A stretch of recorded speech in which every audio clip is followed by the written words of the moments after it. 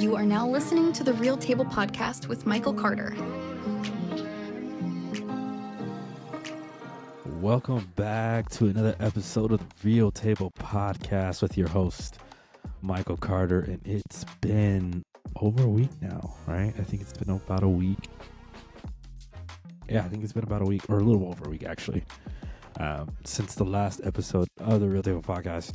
As I stated on the last episode, I don't know if anybody heard it, but life is a little crazy for me right now. I started a new job down in Columbus, Ohio, so I'm doing a little bit of commuting, which means less time to do the podcast. It's going to be a little harder for me to do the podcast, which is no fun for me. But I'm here back home for a couple days, and I'm able to get an episode in, and I'm excited to talk about today's episode, and I'm also just excited to just do this podcast. And having a week with no episode, it sucks, but I mean that's kind of the whole thing with life, is like whatever is happening, whatever is going on, sometimes you got to put things aside to make sure you meet those priorities and you do what you need to do just to live life the best that you can. And so that's what I did, and so I'm glad to be back, even though it's been a while. And again, to stay up to date, just to know when episodes do drop, I'm going to be a little inconsistent. Basically for all of March, I feel like I'm going to be really inconsistent. I'm even trying to think of ways to bulk up on episodes, just so we don't have to go a week or so without an episode, right?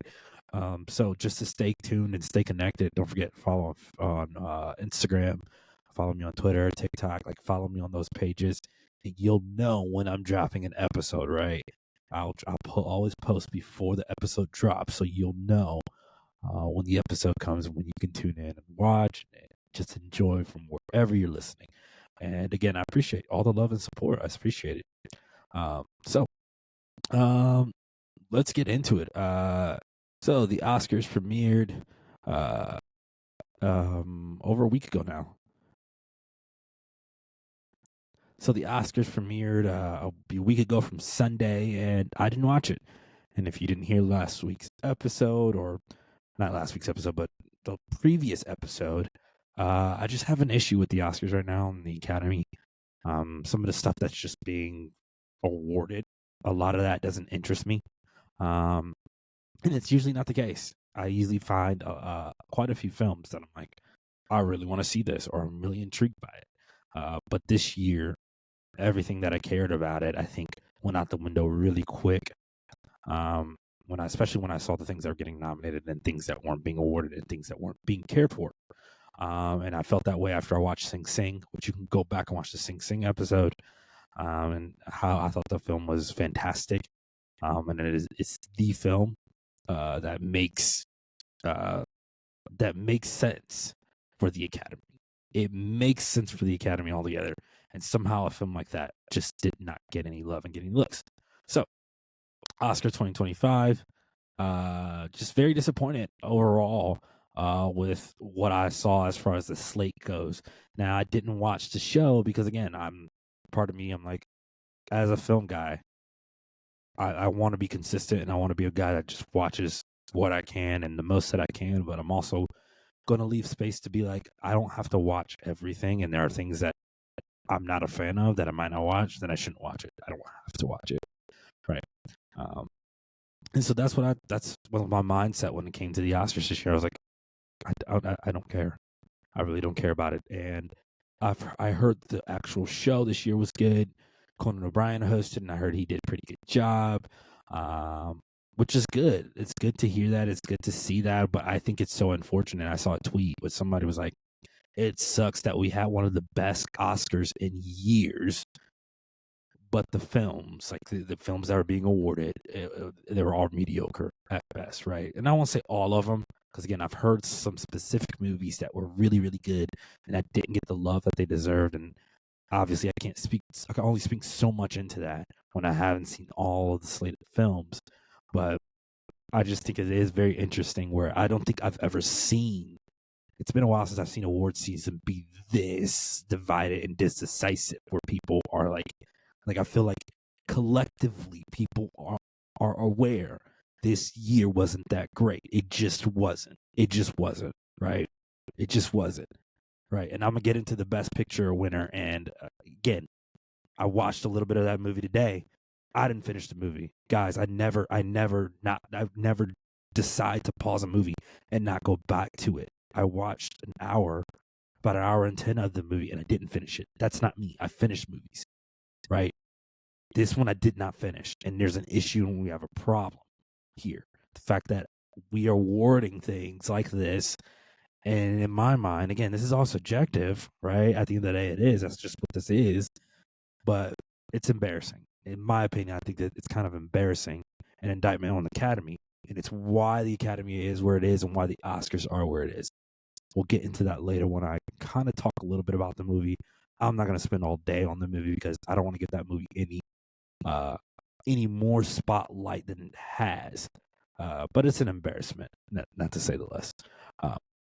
So Oscars 2025, didn't watch it. Heard the show was pretty solid and was one of the best shows. But overall, again, it's not moving the needle. I'm hoping that 2025 proves to be better for the Oscars next year. There are a lot of potential exciting films that are being talked about. As always, after the Oscars, is that way too early. The way too early list that comes out of potential films that could be nominated. And so this year could hold better films. And that's what I hope. Again, I talked to a lot of people. I won't say a lot of people, but I talked to just a few people, and just reading the room and just being aware, like, people don't care about the Oscars. That's the reality. It's, unless you're on Twitter and that little bubble of Twitter people or in that circle of people, outside world really does not care about the Oscars. They don't care, right? And so maybe this year, I thought with the Oppenheimer year that things were going to kind of trend up and we would get better awarded films, right? And it's not to say that none of the films this year didn't deserve it, but the level was just down this year, and there's no other way to wrap my head around it. It was just down. So Oscars 2025. I'm glad the award season is over. I'm over it. We're going to talk about the Best Picture winner later on. Let's talk about Daredevil Born Again. Daredevil Born Again, the latest Disney Plus show, premiered this week with 2 episodes. And I'm going to be honest, when I watched the first episode, the opening of the episode is good. What they wanted to do, everything they did was good, and I liked the potential that opening scene had. But I think the way it was shot, and the finishing touches from the camera angle, some of the stuff just really rubbed me the wrong way. I thought it wasn't well filmed, and it sucks because the directors of this, of at least episode 1, are directors I really think highly of. Right, these are 2 people. There's a duo that I think really highly of, and I didn't think they did a good job directing this one. Aaron Moorhead and Justin Benson, a familiar name to the Marvel sphere, known for Loki, known for Moonlight. They did 2 episodes of Moon Knight, and then they did multiple episodes of Loki season 2. And they were executive producers on that, and they did the first episode of Daredevil Born Again. And the way they shot this first episode, just the beginning section, if you've seen it, you know what I'm talking about. I don't want to spoil it for people who haven't seen it. It just was shot really weird, and it didn't feel done. It didn't feel like polished, and that threw me off to start the whole show. And there was a lot of pivotal things that are happening in that beginning half. As the rest of the episode went on, it was fine. I thought overall it was an okay opening episode, but episode 2, I felt like they started to get into a better rhythm, and it started to feel a lot better. It started to feel a lot better as looking at the whole thing as a story. So we have 9 episodes. 2 are already out. If you haven't seen them, go watch them. and I think there's 9 episodes total. They're directing the last 2 episodes, which again, I'm curious to see how that's gonna look and how that's gonna go. Which I didn't like how the first episode looked, but hopefully, uh, episodes 8 and 9 turn out to be pretty good. They're already working on a season 2, which just shows how confident Marvel is going forward with the show. The show has good reception, and I think any Marvel fan, if you like Marvel, or if even if you don't mark Marvel, I feel like if you like a crime fighting type show, a show that's a thriller and that's got some strong action, I think you should check out Daredevil Born Again. Check it out. Daredevil also on the Netflix series is incredible. This is where the show stems from. The Netflix show, which had 3 seasons, and now Marvel Studios is taking the reins and bringing it officially into the MCU. It's kind of weird because when the first Daredevil season came out on Netflix, it was like it was in the MCU, but it really wasn't. Like they never really fully fully talked about it as if it was. It was weird. It's weird how that whole thing played out. Daredevil Born Again. Good reception overall. I don't think I loved episode 1. What they tried to do with it was cool, and I see the vision. I don't think it was executed well. I'm hoping that as the show continues to go on, it continues to open up and gets better and better, and it's going to get interesting. But it's I think it is some of Marvel's best work in terms of like looking at the TV shows. Right, this is Marvel being mature. Beyond, I don't think Moon Knight was mature show. I think the only other mature thing that we've seen out of the MCU is Daredevil Wolverine, which is in the MCU but doesn't feel like an MCU thing. It's weird. So this is Marvel's attempt at a mature product, and so far I think it's a solid job. I really want to see more of this show before I give in a really, really strong opinion about the final product. But right now, I think the show is sitting in a solid space. I don't think it's bad at all. I want to see how this story does evolve. Oh, Echo. I forget Echo. The Echo show was actually, that was also Marvel's attempt at a mature thing, which Echo started off pretty good, and over the course of the whole show, it just fell apart for me. So, I'm curious to see where Daredevil Born Again ends. We're going to keep watching it week by week. I'm not going to do week by week episodes just because, again, the inconsistency of me being able to get this podcast done. It's going to be hard. It's going to be really hard. It's going to be tough. But what I want to do is at the end of the season, I want to do an episode with some people who've seen the show, and we're going to talk about it and talk about what we liked and what we're hoping for in season 2. That's what I want to do in the future. So no week by week episodes. I've done that in the past with Marvel shows. More importantly, Loki. But yeah, I won't be able to get that done this time around, and that's okay. So be looking out for that episode. That's going to come probably near April, which is when I think the show is going to end up wrapping. Yeah, it looks like episode 6 is slated for March 25th, but then it's TVA for episodes 7 through 9, which means we're looking at an April end date for the show. So stay tuned. Stay tuned. And yeah, I can't wait to talk more and see more about this show. I'm excited. I'm really excited. Let's talk. Let's talk a little Harry Potter. I don't know if I've talked about Harry Potter on this podcast, but HBO, if you didn't know yet, HBO is doing a Harry Potter series. And Michael, what do you mean by Harry Potter series? They're doing a complete, all the books, all 7 books, they're doing it into a series. They're bringing Harry Potter back, but they're doing it as a TV series for HBO. Not personally for me, I'm not happy about it. I think I've gotten to the point where I'm like, okay, this is happening and I've accepted it. I don't know if many of the diehards have accepted it, but it's happening and it's coming and we can't stop it, right? It's happening and we can't stop it. But they're making progress on the casting. I think the show is supposed to start filming this summer. So they're making progress on the casting. They haven't casted the 3 yet, but they've casted McGonagall and they've casted Snape.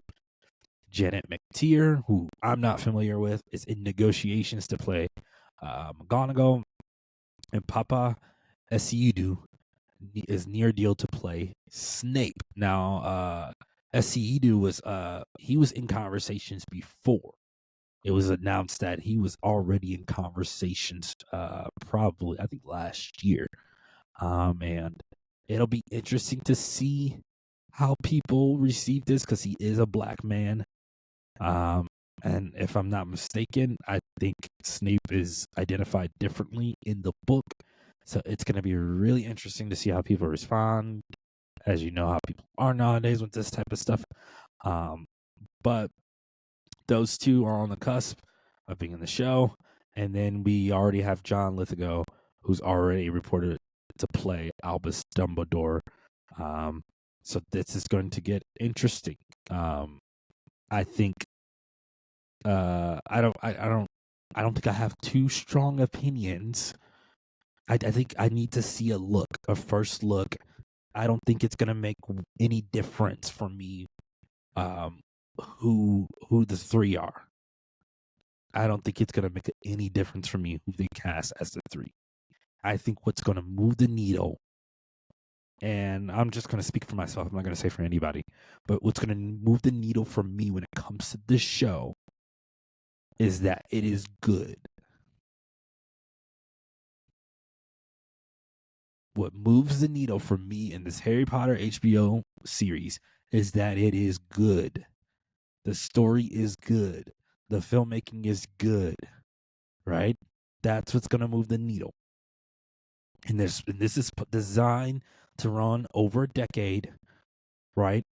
And it's supposed to be, it's supposed to be a faithful adaptation to the books. Not that the movies weren't, but I think I don't know if I've ever explained on this podcast or explained on the podcast, but I think Warner Brothers really screwed the pooch with the Harry Potter product. I think they allowed J.K. Rowling, which I think at the time you got to give her what she wants in a sense. She's created these books and she's made all this money off of these books and these stories. You kind of got to give her what she wants. And they decided to do spinoffs that did not pan out. And their initial reaction is, we got to go redo these movies, right? And that's Hollywood right now. Let's redo things, let's redo things, let's redo things. And so that's what Warner Brothers play is. Let's redo Harry Potter, when instead it should have been, if we're going to do prequels, let's do prequels on interesting things. Me and my wife debate all the time about the Fantastic Beasts series. And I think, to me, I said that series killed the Harry Potter franchise. It killed the franchise. Where you go, Mike, why did it kill the franchise? Look at the box office numbers. Look at the reception. Look at the people who cared about the movies. Right? There are people that cared. Maybe if you're diehard. But if you weren't diehard, you weren't in the theaters watching Fantastic Beasts. You didn't really care. They didn't give you a reason to care. They picked the wrong story to run with to keep the Harry Potter franchise alive. And so now we're here back at square one trying to redo the show. And it just is what it is at this point. I think they just have to nail every facet and every aspect of this show. The pressure is on for Warner Brothers. The pressure is on. You're deciding you're going to reboot an iconic franchise like this. The pressure is on. You've got to make it good. It has to be excellent. It can't be okay. It has to be good. Because what's embarrassing is to do only 2 seasons or 3 seasons of a Harry Potter series and realize that nobody watched it. That's what's embarrassing. So they have to nail this. They have to. So it's going to be interesting to see how this rounds up over time as they're now getting with all this casting stuff. Really curious to see how this turns out. I'll be watching this closely. Got no choice. It's happening. It's coming. It's either you accept it and hope for the best product or stay away from any news about it. That's how I look at it. So Harry Potter reboot coming. I would have to believe within the next 2 years it's going to premiere, and then it's going to last over a decade, which will be interesting to see if they can match what the movies did. It'll be interesting. It'll be interesting. Okay. So that's about it for the TV side. What am I watching? I just finished Paradise, the first season. I think it's 7 or 8 episodes on Hulu, starring Sterling K. Brown. Go check that out. It's worth it. It's a good show. I'm excited for season 2. I'm intrigued with season 2. My worry for Paradise is that it's going to become a show that drags. And that's just like, man, we got to cut this. And they're lasting this. It's going on for too long. That's my worry with Paradise. Even though I like the first season. I'm curious to see how they evolve or how it evolves from here. Really curious to see. So that's what I'm watching. I was watching Reacher again with just this commuting stuff right now. I haven't been able to keep going with Reacher. Still in season 2. Been enjoying that. Invincible season 3. If any of my Invincible people out there, Invincible season 3 has been pretty good. I've been watching a little bit here and there. I got to catch up. I'm still behind, but I've liked what I've seen so far from Invincible season 3. So that's about what I'm watching. I need to get to Silo season 2. That's on Apple TV. I need to finish Shrinking season 2. That's on Apple TV. I've been talking about getting back into Game of Thrones. I think I stopped in season 5. I need to finish that. I've heard Breaking Bad is an amazing show, a throwback for some of you people. So there's some things that are on my radar that I need to watch or I'm going to watch. And I just need to sit down and watch those things. So that's what I'm watching right now. That's all I'm watching. Let's look at the March outlook. This month is okay. It's okay in terms of, should I go to the theater? That's the golden question nowadays. Should I go to the theater? We've got Mickey 17, Black Bag, Novocaine, Snow White film, Death of a Unicorn. Like, there's some films out here.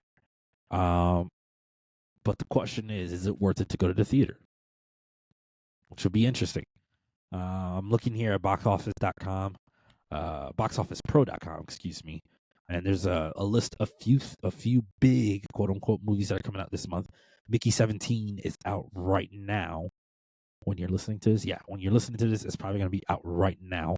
I'm filming this on Friday. So yeah, it's out today for me, which I think I'm planning to go see next week. We'll see. The reviews seem like it's a solid film. Bong Joon-ho, the Academy Award winning director for Parasite and Snowpiercer. He made this new film. It's like a sci-fi dark comedy. Stars Robert Pattinson and what's his name? Mark Ruffalo, Steven Yeun is in it, Toni Collette, Naomi Ackie. So it seems like it's a solid cast. Movie seems wacky from the trailers that I've seen. So I'm really questionable about the movie and how to really, really feel about it. So I'm curious to see what it's going to do. Go check out the trailer. I don't think this movie is going to be for everybody, but we'll see. Black Bag from Focus Features that comes out next week. Stars Michael Fassbender and Cate Blanchett. And it looks like it's a Mr. and Mrs. Smith type film about spies. And it looks like it's some crazy stuff that gets underneath there. Steven Soderbergh filmed this film, and it looks like it could be a hit. We'll see. I've seen some reactions already, and it looks like the movie's going to be pretty good. Novocaine comes out the same day. That's next week, March 14th. And it stars Jack Quaid, who's a part of The Boys. The plot follows when the girl of his dreams is kidnapped. Every man Nate turns his inability to feel pain into an unexpected strength in his fight to get her back. So that looks interesting. Looks like it could be fun.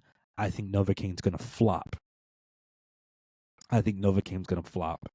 I'm also curious, going back to Mickey 17, see how well Mickey 17 does. I'm scared it might not hit. Yeah, I'm curious. Curious if it'll hit or not. Novocaine, The Alto Knights, looks like a Robert De Niro film. Robert De Niro playing two people. Frank Castle, Costello, Vito. It looks like Robert De Niro in a dual role. Wow. Playing New York crime boss. That looks interesting. I don't think I've seen the trailer, but that should be interesting. That's March 21st. Disney Snow White. I think Disney Snow White might flop. From director Mark Webb, 500 Days of Summer, The Amazing Spider-Man 1 and 2. Because it's a family film, and it looks like it's coming around the spring break time. I don't know. I don't know how I really feel about this movie. Looks like 2 new songs from Pasek and Paul. If you don't know who Pasek and Paul is, The Greatest Showman. And I'm pretty sure they wrote Dear Evan Hansen. So Snow White looks okay. I don't think Snow White will flop, but I don't know. I'm skeptical of it. A Working Man, new film from David Ayer that stars Jason Statham. It's a Jason Statham film. That's all I'm going to say. That looks like it's going to be what it's going to. I think this could be slightly successful because it's a Jason Statham film and people know what you're getting with Jason Statham. The movie could actually be successful. It's not going to be like a big hit. I don't think it will be, but I think it could be successful because, I mean, again, Jason Statham. You know what you're getting with Jason Statham. Death of a Unicorn, A24, stars Paul Rudd and Jenna Ortega. It's a father and a daughter accidentally hit and kill a unicorn while heading to a weekend retreat where his billionaire boss, played by Richard E. Grant, seeks to exploit the creatures of miraculous properties. This sounds wacky because it is. I've seen the trailer. It is wacky. And it looks like it's a comedy horror type thing. That's March 28th. The Woman in the Yard. So A Working Man, Death of a Unicorn, and now The Woman in the Yard, all March 28th. A Woman in the Yard stars Danielle Deadwyler as a woman crippled by grief as she survives a car accident that kills her husband. An injured Ramona now cares for their 2 children, their rural farm, when one day an anonymous woman appears in the front yard, warning them today's the day. That's it. The movie looks creepy. It looks like it could be really good. I'm curious to see what it will do. People like horror. Horror is really in the now right now. So I'm curious to see how people respond to The Woman in the Yard and even Death of a Unicorn. So March seems fine, right? It's nothing crazy. We're not there yet. We're not going. The wheels are not running. The engine isn't revving up right now. Like I think we're just in this weird phase of it. Like I think March feels like it's a wild card month where we really don't know what we have will be good stuff or not. So that's what's March's outlook. Not really sure. I think I'll be in the theaters at least to see Mickey 17 and maybe even Black Bag because I see the reception is pretty good from that. The Woman in the Yard does sound pretty interesting, and I like Danielle Deadwyler, who probably should have an Academy Award by now. That's a conversation for another time. So that's March outlook. I forgot to talk about this. I haven't talked about this yet. I'm pretty sure I haven't talked about this. I can't believe I missed this. We finally got our first look for Shrek 5. And it is everything I thought it wouldn't be. Right? I came in, I was already skeptical. I said in my Kung Fu Panda episode, which I can't believe I remembered. I can't believe I'm remembering that. I already talked about Kung Fu Panda on my Kung Fu Panda 4 episode. You can go back and listen to it and watch it.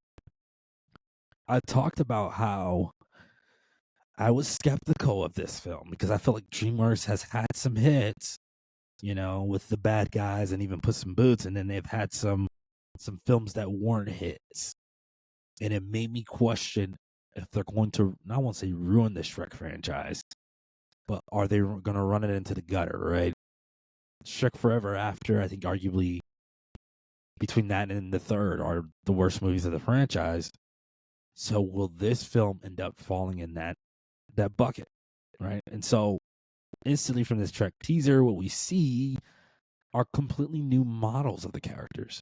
Now, I won't say completely new, but they're new. They're different enough for you to go, oh, that looks like a redefined version for what we already know. And there are people out there that go, well, it looks the same to me. That like the animation's updated, or you got the excuse of they're aging clearly, right? In the trailer, we can see this film moves up in time, and Shrek is aging. Fiona's aging. The young donkey is aging. So we see these characters that are aging, and Shrek's daughter is all grown up. He had 3 kids. The question is, where are the other 3 kids? The other 2 kids, which will be interesting to see how they answer that. I mean, they probably just wasn't in the trailer or the teaser, but also the Shrek poster that's just sitting in the background. Shrek is one of the greatest movies of all time. It's the first Shrek. Second Shrek is good. It's up there too. But Shrek is iconic.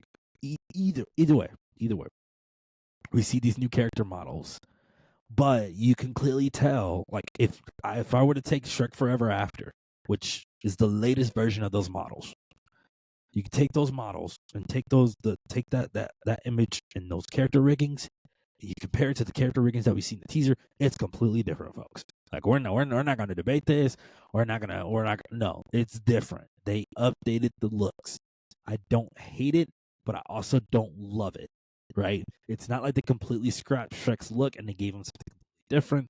I saw another image out there. I think that's from Universal Parks that has another image of Shrek that looks even more horrific than what we got. And so it's almost like, thank the good Lord that this is the only update that we got. I'll be interested to see. I need to see more. I need to see more of the film. I think for me personally, I don't care how they look at the end of the day. Right? I don't care how they look, because if the movie slaps and it's funny and it's hilarious and has good story and it makes up for Forever After, which if you like Forever After, like, man, cheers, good for you. Forever After stinks, which, by the way, I feel like I should watch that today because that seems like a good movie to watch today because I haven't seen it in so long. Forever After stinks, right? If you like it, great, good for you. But also, it is in the bottom tier of the franchise. It doesn't come close to the top 2. We know the top 2 belongs to 1 and 2, right? So my hope is, especially after the Kung Fu Panda debacle, Kung Fu Panda 4, which I'll state again, Kung Fu Panda 4 is a travesty, and DreamWorks did a horrible job bringing that franchise that already had life, and they're bringing it back, and they made it pretty bad. Yet it was successful because it's Kung Fu Panda and it's a kids' film. So I'm hoping that Universal didn't just resurrect this franchise, which, again, this is Hollywood now. We're resurrecting franchises just for money. Like, dog, if you got a good story, I'm hoping you have a good story that's worth it to actually resurrect this franchise. Because here's the thing. We're not going to debate box office about Shrek 5. Shrek 5 is going to make fat bank at the box office, period. Cut the jokes. Shrek 5 is going to make money. You've got Mike Myers back, Cameron Diaz. How could I forget? Eddie Murphy. Now you got Zendaya in the cast who's playing Shrek's daughter. Like, you've got a stacked cast. Shrek 5 is going to make its buck. But is it going to be good? It's going to be the golden question. It's going to be the golden question if it's going to be good. So, I almost forgot about Shrek 5. Almost forgot. So, I'm really intrigued to see if it's really going to be a good film. Shrek 5 comes out in 2026. And people are like, why did we get a teaser so early? Well, they got to build hype. We know that they're going to build hype. We know that it's coming. People know it's coming. But you've got to build hype. You got to let people know, like, hey, next year this could be the hit movie of the year. Not the hit movie of the year, but one of the hit movies of the year. Right? So that's my spiel on Shrek 5. I need the story to be good. I just need the story to be good. And if the story is not good, then we've got a problem. DreamWorks is going to have a problem on their hands. They're going to have a big fat problem. Okay. Shrek 5. That wasn't even on my notes for today. Glad I could get to it. Amazon and not Amazon but Amazon is gaining full creative control over the James Bond series. And that's not good.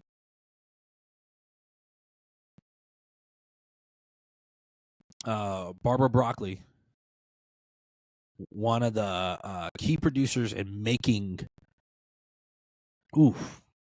I don't want to mess this up because I don't know how many films Barbara Broccoli has produced in the James Bond series. I want to say quite a few. I want to say she's had a huge hand in quite a few movies. Let's see. Yes, because it looks like her husband, Albert R. Broccoli. Yes. Yep. Okay. So at least the Broccoli family has had a huge hand in producing James Bond since its inception, with the first film, Dr. No, in 1962, with Sean Connery. Barbara Broccoli is giving up reins on that franchise and just giving it to Amazon and saying they can have complete creative control, and that's no good, guys. I think what's troubling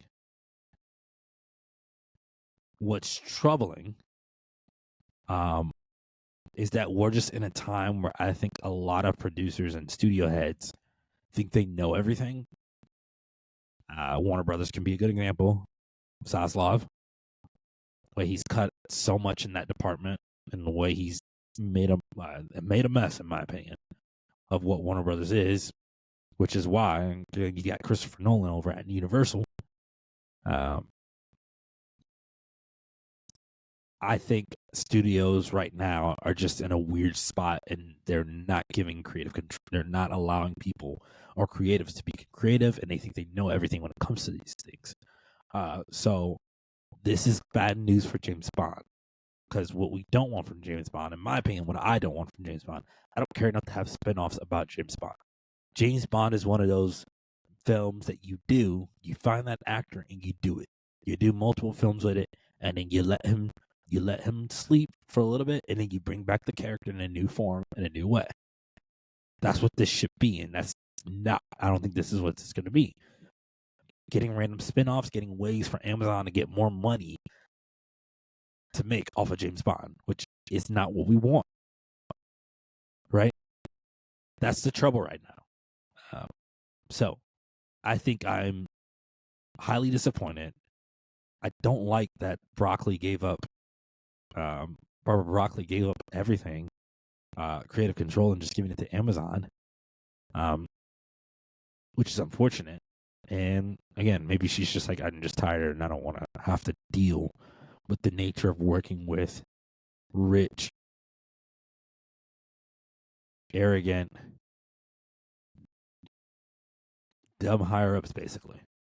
And I feel bad for her. But I think until we see what they can do with this next iteration of Bond, I think it's safe to say the glory days of James Bond might be in the gutter. Right?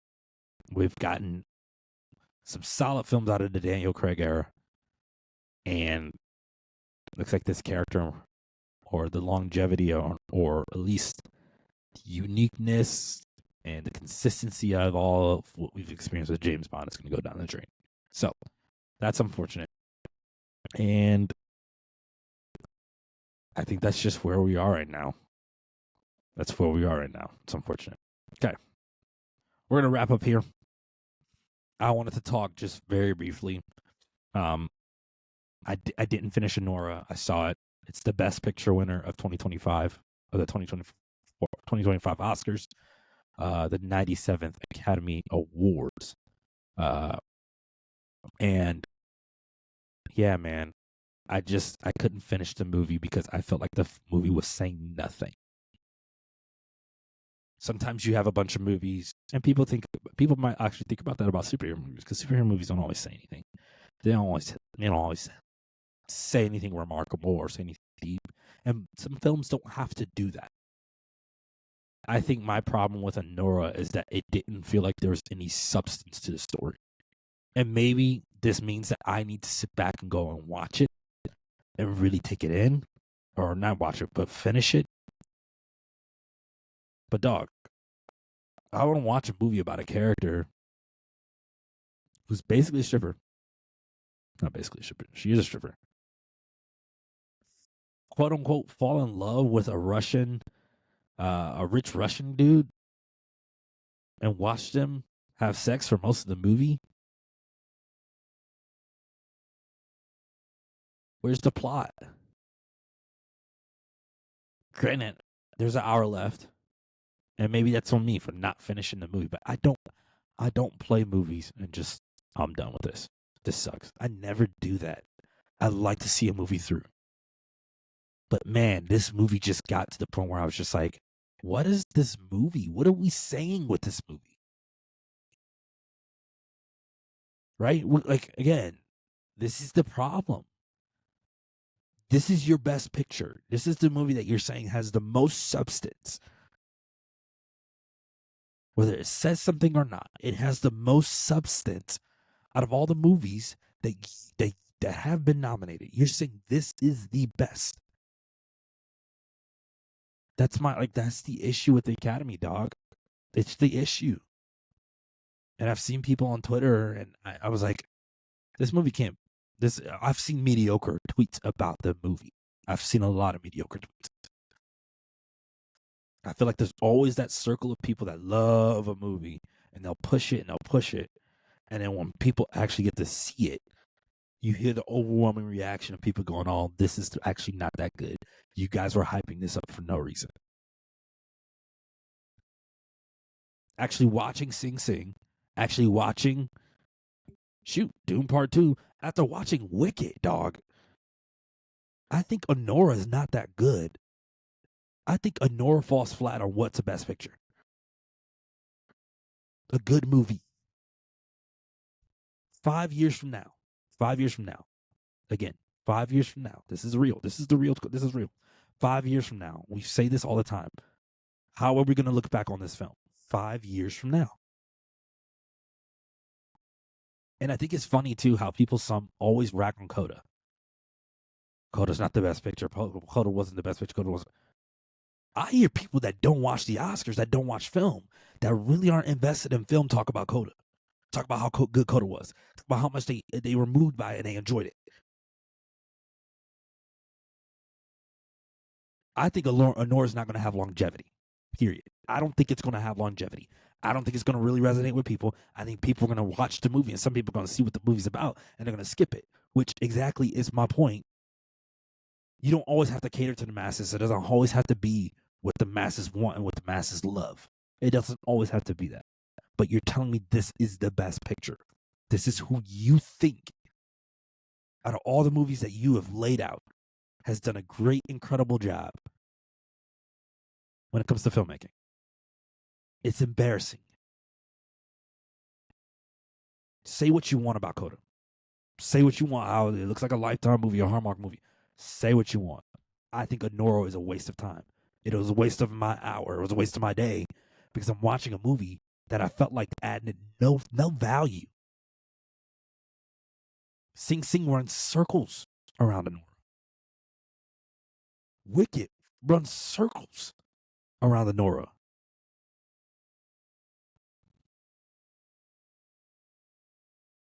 It's embarrassing. That's the best picture of 2025. And you know what? I think it's actually fitting, though.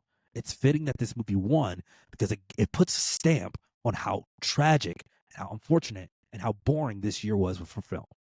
If we really think that this was the best film, cool. Dune 2 runs circles around. Dune Part 2 runs circles around Anora. They do these anonymous Oscar ballots, put them online for people to see what people think of these actual films. And 4 people didn't watch Dune Part 2, but you're telling me you watched Anora and you thought Anora was great. Yikes. Again, this is why people can't take the Oscar seriously. This is why people don't take the Academy seriously. Sure, there's some value if I were to walk in the room and say, I got an Oscar. Let's get to the nitty gritty. What movie? What movie did you win the Oscar for? Oh, I've never heard of that movie. Again, maybe I'll go back and watch Anora, but like again, it's just unfortunate that a movie like that, like have a deeper, where are we going to with this story? An hour in, I'm like, what are we doing? An hour into Dune, I was watching some interesting stuff, some cool stuff. An hour into Sing, I'm being moved by Clarence Macklin, who didn't win on Sunday, and it's a travesty. Obviously, he didn't win on Sunday because he wasn't nominated. Again, I personally, for me personally, I would stay away from Anora. Don't watch Anora. Save your time. You want to go watch a movie. Go watch Sing Sing. I heard Sing Sing was actually pretty good. Also, I've seen it. So, of course. Go watch Sing Sing.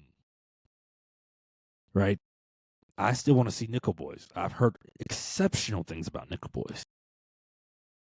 Which sounds like it's the type of movie that should get the love that it deserves, but it doesn't get the love that it deserves. Why? Because a movie about... Never mind, dog. I'm not going to keep going on this rant. It irks me.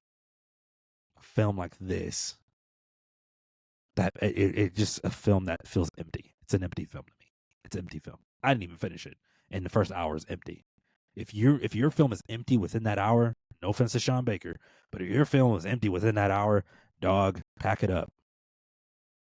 Pack it up. Pack it up. Pack it up. I can't remember. Did he win Best Director? Which again, would irk me if he wins Best Director. If he won Best Director, of course he won Best Director. Pack it up. Hot mess. Embarrassing year. Either way. So that's gonna be it for the Real Table Podcast. Wrapping it up on an interesting note. Again, I really am serious. Don't go watch Anora, guys. Don't go watch Anora. Watch more. Go watch interesting things. Go watch Daredevil Born Again. Right? Go watch something interesting. Something that's going to move you. Something that's going to say something. Because if that's what film is supposed to do. That movie doesn't. It just. I feel like what does it do? And no offense to Mikey Madison. Again, I question. How does she win Best Actress? Again, it redefined how weak this year was for film. How weak it was. So,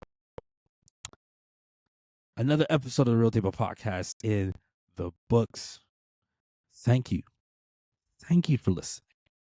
Thank you for listening and tuning in. Again, pay attention to the socials. I will post when new episodes come out so you can be aware and so you can hop in and lock in and see and enjoy these episodes. And please comment your thoughts. If you loved Anora, tell me why. Tell me why you loved it. I didn't think it was good, right? You got more thoughts on the Harry Potter HBO series. Are you really, really excited? Or why are you really, really excited? Daredevil Born Again. You hate it. Why do you hate it? Or you love it. Why do you love it? Comment in the comment section. Feel free to tag me in some posts. And let's have more discussions about this stuff. All right. I will talk to y'all really soon. Oh, don't forget, Mickey 17 is out this weekend. If you want to go check that out, Robert Pattinson looks pretty wacky. Check out that trailer. And then there's a couple more movies coming out next week with Black Bag and Novocaine. Go check out those trailers, and there's plenty more coming out this month. But again, we're not revving up yet. We'll rev up. I think we'll start revving up in April. We're looking at Sinners with Michael B. Jordan, directed by Ryan Coogler. That's April 16th, if I'm not mistaken. April 16th. That's what we're looking at. That's when we're going to start revving up for the year. Stay tuned. All right. I love y'all. Y'all be safe out there. I'm going to talk to y'all real soon. Peace.